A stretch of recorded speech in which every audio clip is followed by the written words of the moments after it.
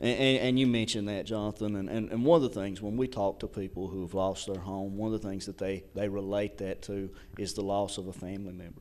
You know, they say that this is the closest thing to actually having a death in the family is to lose your home, because there are so many things. And yes, you know, those material items can be replaced, but photographs and a lot of times the memories, you know, that people have with their home are just something that you cannot replace. Certainly, you don't want to encourage anybody to go back into a fire. But it's understandable too. Right. Well, a lot of times maybe somebody has a house fire and it's not really a bad house fire, but they got, you know, smoke on their clothes and, you know, they can't wear their clothes anymore. Right. And if you've ever encountered clothing, you know, that has smoke damage, the smell that you have with that clothing, I mean, it's not usable ever again. And that's something we definitely want to point out to the listeners, is it doesn't have to be a total loss fire. I mean, if it's a fire, the smoke damage usually is enough to get rid of all the clothing, and we're there to provide assistance, whether it's a total loss or not.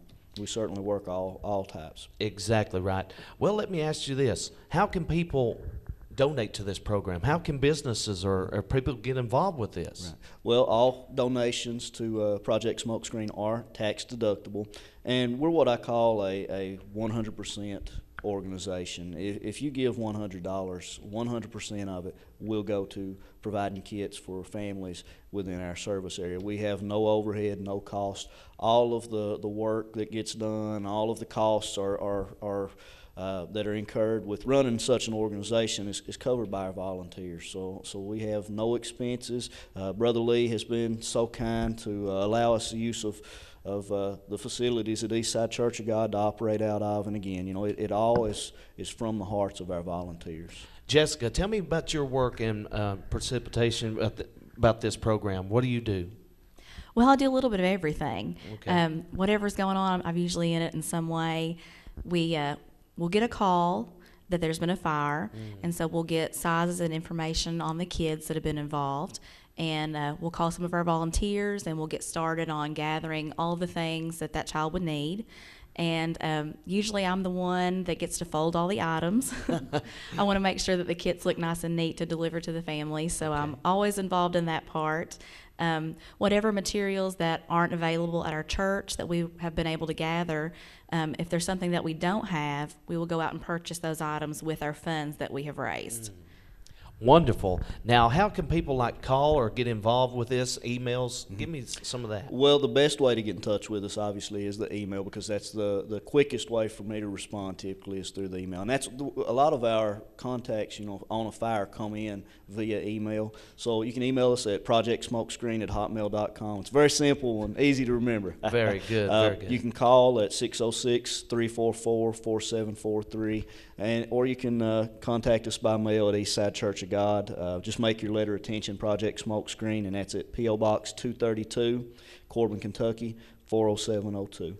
Now, tell me about how this, the meetings come together. You just sit and meet once a week, once a month? How do you do all that? It really is based on need. When we get materials that come in, we'll get a team together and we'll work through the materials, sort them, categorize them, gender, size, that sort of thing.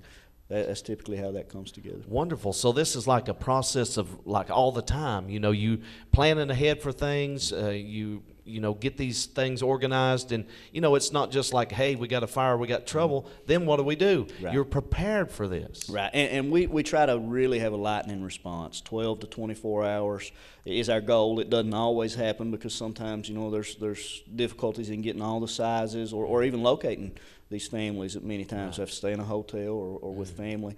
But we try to have a very quick response and get these things out to them as quickly as possible, because we really want the kids to get back in school and have that normal situation again. Tell me from your heart how good it feels to be able to do your part in this ministry. It's such a blessing to us. Our community is so important to us, and we really like to be able to get out and share the Word of God. Providing the clothes and those things is so important, right. and it is a blessing. But also in those kits, depending on the age, there will be some type of Word of God. We'll have Bibles for the older children, maybe golden books about Jesus for the younger children. But it's all about being a ministry for the Lord. that is so powerful because, you know, the enemy is on the land, and we're going to be fought. We're going to go through battles, trials, and troubles. But if we fight that good fight Right. and do our part and just keep on going, no matter what obstacle might come in our way, we'll overcome it and come together and fix things. Right. Absolutely. And you know, let what we do, you know, be an inspiration to you. I'll tell a little story here real quick if you'll indulge me the time. Yeah. A good friend of ours that passed away not too long ago, Jim Paul, was one of the people that inspired us that we can do this. Jim, of course, was the director of Ken 10, which was a disaster relief agency based out of Williamsburg. And in talking with Jim, really this was a 1 to 2 year process, building up the courage to move forward with Project Smokescreen. And Jim was really a big part of the inspiration in that. So definitely he is missed, and we're glad for what he was able to do. He gave us our first batch of clothes. So Jim Paul started us out, and we owe him a debt of gratitude for that.